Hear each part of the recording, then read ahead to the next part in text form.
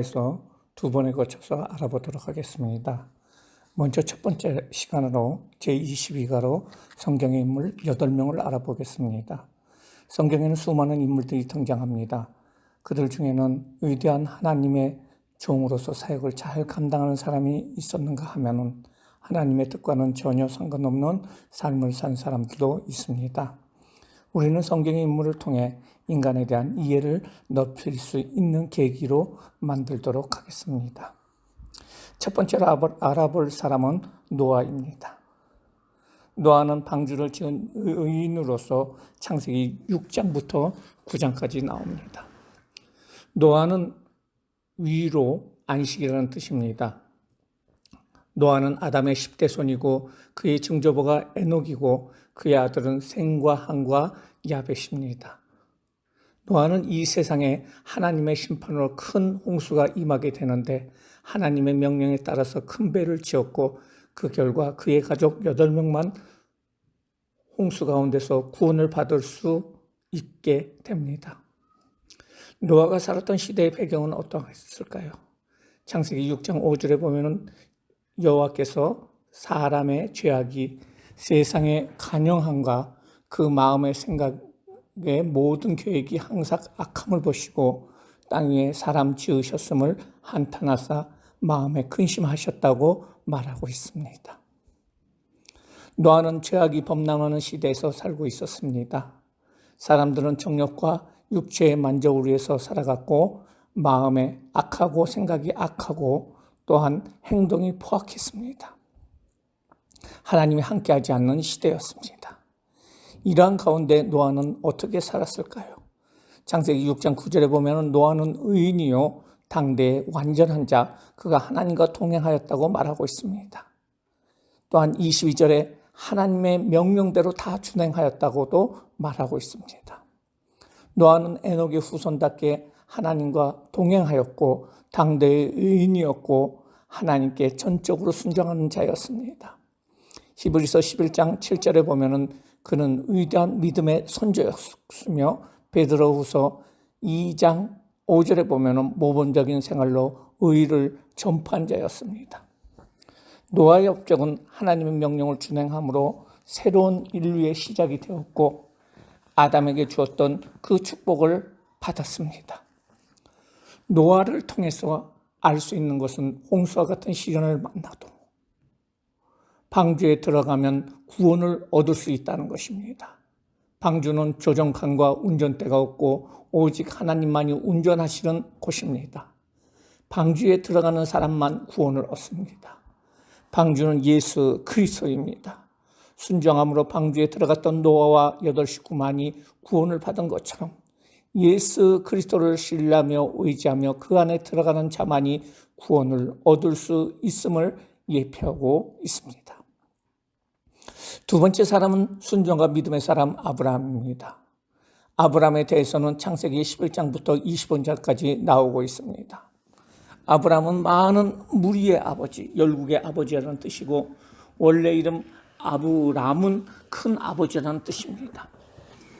하나님은 그가 장차 믿음의 조상이 될 것을 예언하시면서 아브라함으로 계명해 주셨습니다. 그는 원래 유브라데스 강 서편 갈대아 우르에 출생하였고 그의 부친은 데라이고 형제는 나홀과 하란이었으며 아내는 사레였습니다. 시대적 배경으로 노아 홍수 이후에도 죄가 온 세상에 다시 가득하게 된 상황에서 하나님은 모든 사람을 일일이 다 간섭하여 하나님께 돌아오게 하시는 계획을 바꾸셨습니다. 새로운 하나님의 계획은 한 나라를 만들어서 그 나라가 하나님을 잘 섬기는 백성이 되게 하시고 그 나라의 영향력으로 전 세계 사람들이 하나님을 알게 하시려는 구원의 계획을 가지고 계셨습니다. 그래서 하나님께서는 한 민족을 만들 시조가 되는 처음 한 사람을 택하게 하셨는데 그 사람이 바로 아브라함입니다. 그런데 사실 아브라함이 살고 있었던 곳은 갈대아 우르로서 그 당시에 가장 많이 사람들이 살고 있는 대도시였고 그리고 그의 아버지 데라는 우상을 섬기고 있었으며 전승에 여면 우상을 만드는 일을 하였습니다. 이런 아브라함에게 하나님께서 나타나셔서 너는 너의 고향과 친척과 아버지의 집을 떠나 내가 내게 보여줄 땅으로 가라고 하셨습니다. 그리고 하나님은 세 가지를 약속하셨습니다. 땅을 주시겠다. 큰 민족을 만들어 줄 것이다. 복을 줄 것이라고 약속을 했습니다. 그래서 아브라함은 하나님을 믿음으로 75세에 하나님께서 준비하신 땅인 가나안으로 나아가게 됩니다. 그리고 하나님은 그 가나안 땅을 아브라함과 그의 자손에 주실 것이라고 약속을 하십니다. 이제 땅은 예비되었는데 아브라함에게는 자녀가 없어요. 후손들을 큰 나라로 만들어 주신다고 했는데 현실은 자녀가 없었습니다. 그래서 인간적인 방법으로 자신의 하인을 양제로 삼으려고 했지만 하나님은 아니라고 합니다. 답답한 아브라함은 부인인 사레의 강권함을 통해서 그녀의 하녀를 통하여 아들을 낳았는데 이름을 이스마엘이라고 합니다. 이스마엘은 결국 지금의 아랍 지역 사람들의 조상이 되고 이슬람교의 시초자가 됩니다. 하나님은 그 이스마엘 통해서도 아니고 직접 사레와 통하여 그 아들을 낳게 될 것이다. 이렇게 말씀하시고 결국 100세의 아들을 낳게 됐는데 그 이름을 이삭이라고 합니다. 그리고 하나님은 아브라함에게 내 이름을 창대케 하리니 너는 복이 되리라고 하십니다.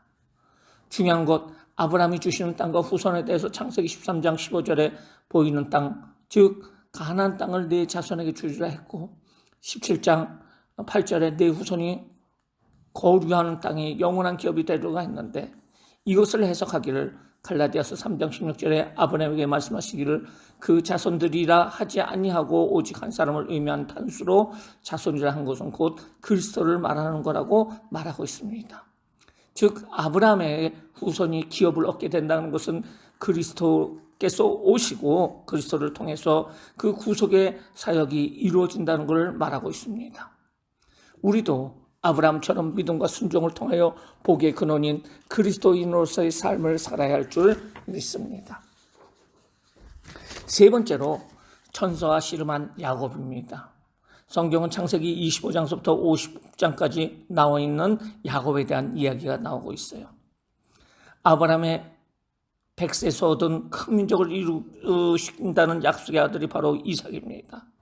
이삭은 쌍둥이 아들을 낳게 되는데요. 그런데 먼저 나온 아들이 에서이고 그 뒤를 발꿈치를 잡고 나온 아들이 야곱입니다.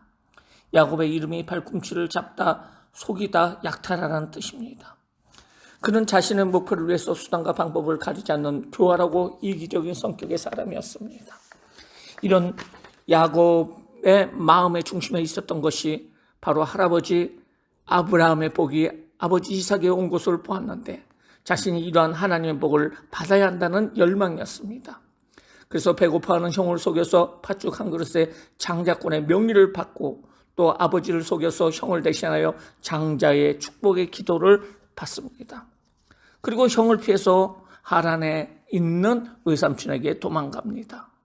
사기를 치고 도망친 야곱을 돌봐주었던 외삼촌 라반은 야곱의 사기를 몇 배 능가하는 사기를 자신의 조카에게 치게 됩니다. 그래서 20년 동안 무임금으로 노동을 시켰으나 하나님이 개입하심으로 말미암아 라반의 두 딸인 레아와 라헬을 그의 부인으로 얻게 하시고 그리고 두 여인과 그들에게 속한 여자 하인들을 통해서 12명의 아들을 낳게 하시고 그리고 큰 재산을 하나님께서 그 야곱에게 주심으로 말미암아 그리고 대가족을 이끌고 20년 만에 고향으로 돌아오게 됩니다.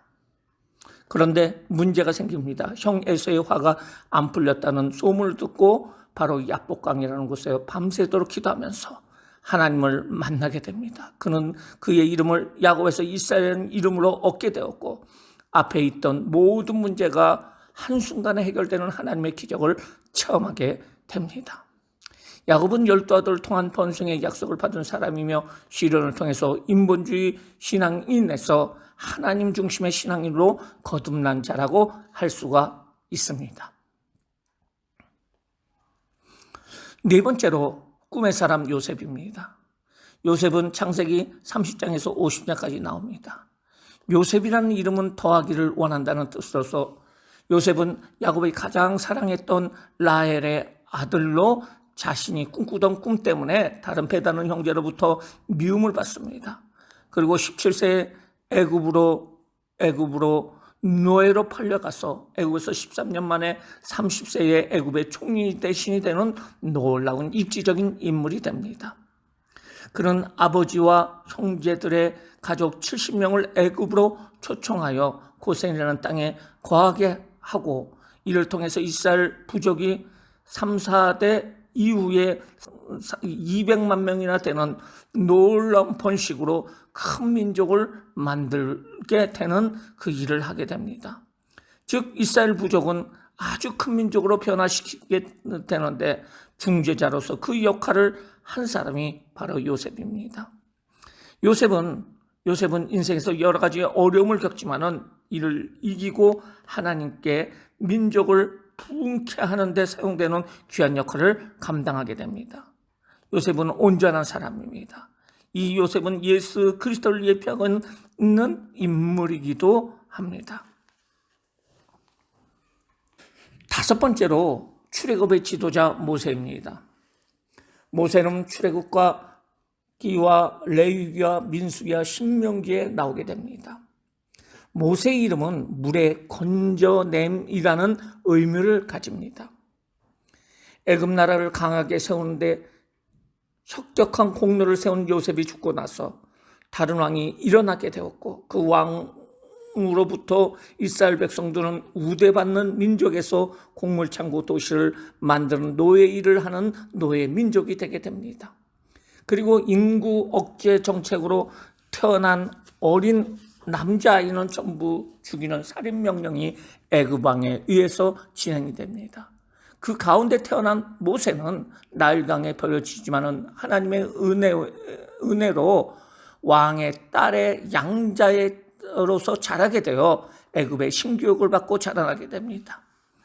그는 나이 40세에 자기 민족을 생각하여 맞아 죽기 일보직 백성을 살리기 위해서 때리고 있는 애굽 사람을 쳐 죽이고 도망자의 삶을 미디안 광야에서 40년 동안 살게 됩니다.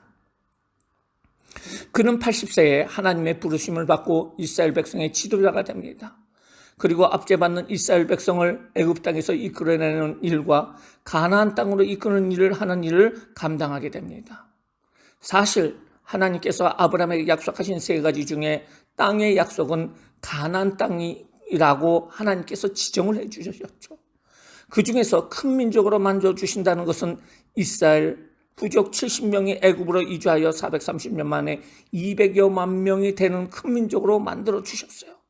이제 큰 민족인 이스라엘은 자유 없는 압제를 받는 노예 민족에서 자유민족으로 하나님께서 이미 400년 전에 약속하신 땅인 가나안 땅으로 돌아갈 일밖에 남아있지 않습니다. 그래서 하나님께서는 그 지도자로 모세를 세워주신 것입니다.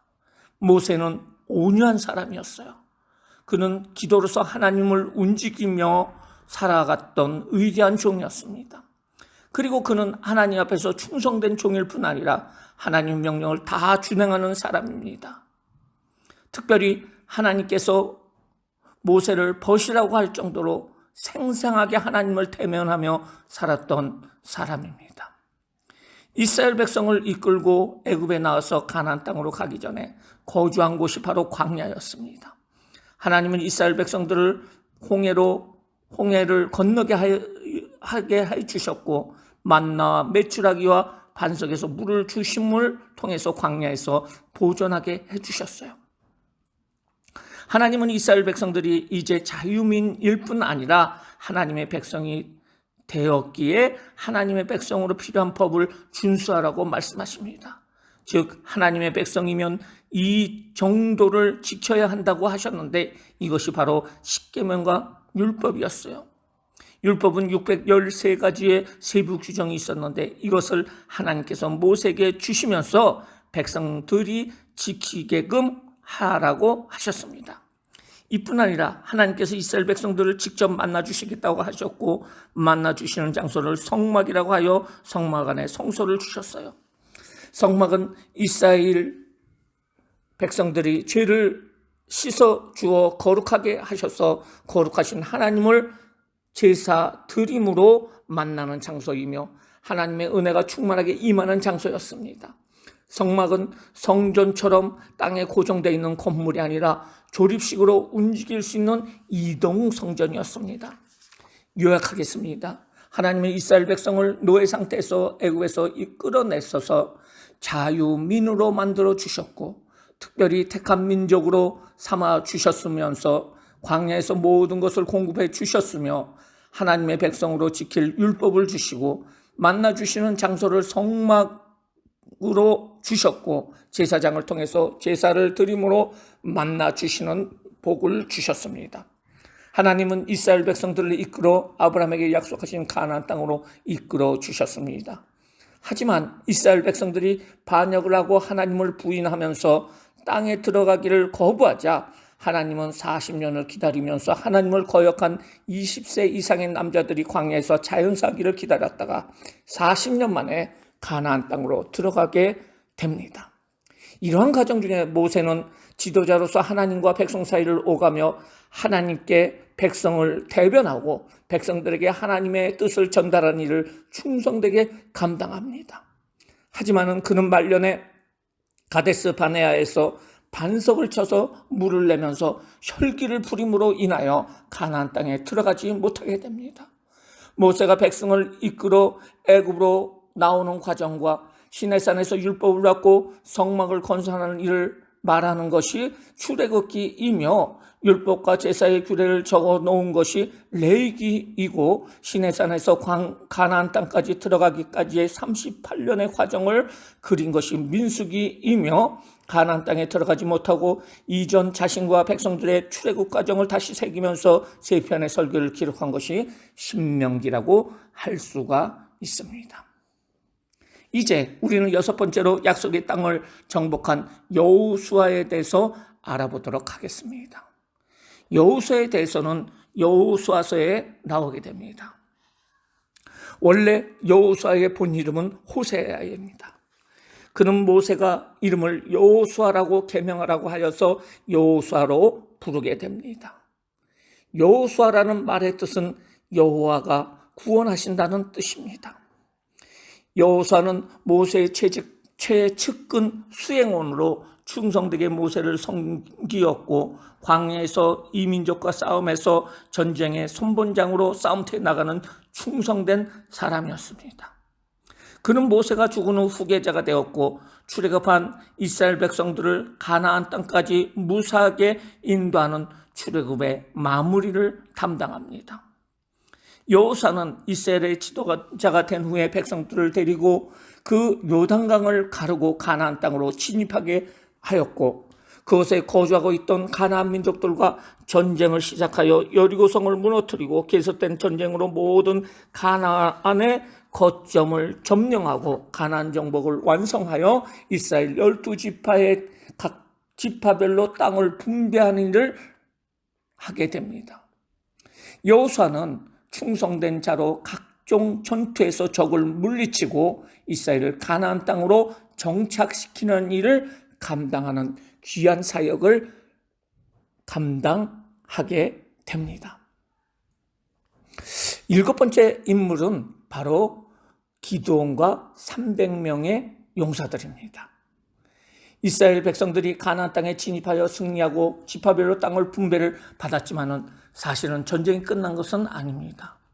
여호수아는 땅을 차지하는 공로를 세웠지만 모든 땅에서 가나안 사람들을 쫓아내고 완전한 이스라엘 나라로 만드는 일은 각 지파의 이스라엘 사람들이 감당할 일이었어요. 하지만 정착한 각 지파에서 땅을 차지하는 과정에서 완전히 땅을 차지한 지파도 있었지만 땅을 빼앗기거나 아니면 땅 내에 있는 가나안 사람들과 합의를 하는 지파의 사람들도 있었습니다. 그들은 가나안 땅에서 하나님을 섬겨야 했음에도 불구하고 우상을 섬기고 가나안 종교를 선봉하는 일을 하는 사람들이 많이 있었습니다. 특별히 자녀들에게 제대로 교육을 시키지 못함으로 말미암아 그들의 신앙이 계승되지 못하였고 모든 그 자녀들은 하나님을 잊어버리고 살게 됩니다.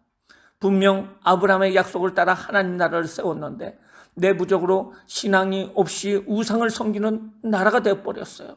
이런 이스라엘 민족에 대하여 하나님은 주변에 나라를 세워서 침략하게 하였고, 이렇게 공고함을 받게 되자 하나님의 도우심을 백성들이 구하게 되었고, 이때마다 전쟁 지도자를 세워주셨는데 그들이 사사입니다. 그들은 전쟁의 선봉장으로, 또한 정치하는 정치가로서, 또한 재판관으로서 그 역할을 담당하게 됩니다. 이때 정신 차린 백성들에게 승리를 하나님께서 주시고 그 사사를 통해서 나라는 평안을 얻게 되고 하나님을 섬기게 됩니다. 하지만 이후에 사사가 죽게 되고 그 후에 다시 우상을 섬기는 일을 백성들이 도모하게 되고 또다시 외국의 군대들이 쳐들어오게 되고 공고해지고 다시 기도하고 사사를 세우는 일이 순환되는 과정이 계속 지나게 됩니다. 이 시대를 사사시대라고 하고 사사기에 기록되어 있습니다. 그 당시에 모두 16명의 사사들이 차례로 나오게 되는데요. 대표적인 사사로서 먼저 기드온 사사를 소개하고자 합니다. 기드온은 찍어 넘김이라는 뜻으로 기드온은 가난한 농부의 아들로 태어나서 밀을 타작하는 일을 합니다. 당시에는 미디안 족속들이 와서 모든 곡식과 재산을 노략질하던 시기인데 기드온은 사사로 지목을 받아 이스라엘 백성을 이끌고 그들과 전쟁을 하게 됩니다. 13만 5천 명의 미디안 대군을 하나님의 은혜로 300명의 군사로 야간에 공격하여 멸망시키는 놀라운 일을 통해서 미디안 군대를 토벌하게 되고, 이 전쟁으로 인하여 하나님을 섬기는 백성들로 백성들이 돌아오게 되고 미디안으로부터 이스라엘 백성들은 40년 동안을 그 평안을 얻게 됩니다.